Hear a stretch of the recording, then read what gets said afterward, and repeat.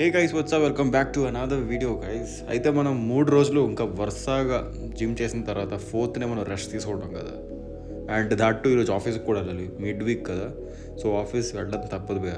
So అందుకే ఇంకా morning లేచినట్టునే మన రొటీన్ మిస్ అవ్వలేదు. లైక్ బ్లాక్ కాఫీ ఇంకా ఈ ఓట్ మీల్తో పాటు ఒక 5 eggs తిన్నాను. So this was our breakfast.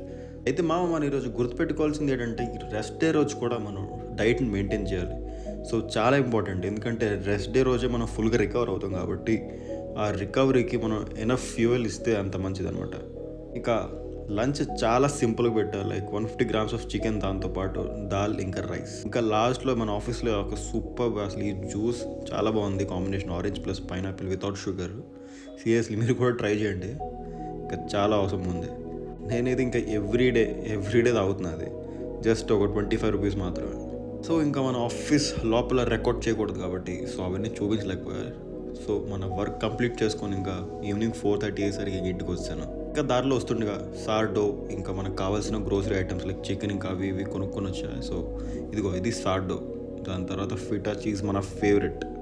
ఒకవేళ నా ప్రీవియస్ వీడియో చూసారనుకోండి మీకు అర్థమైపోద్ది, లైక్ ఫిటా చీజ్ అండ్ హనీతో ఒక మంచి సూపర్ బ్రెడ్తో సూపర్ డెజర్ట్ తయారు చేస్తాను. సీరియస్లీ చూసి చెప్పండి.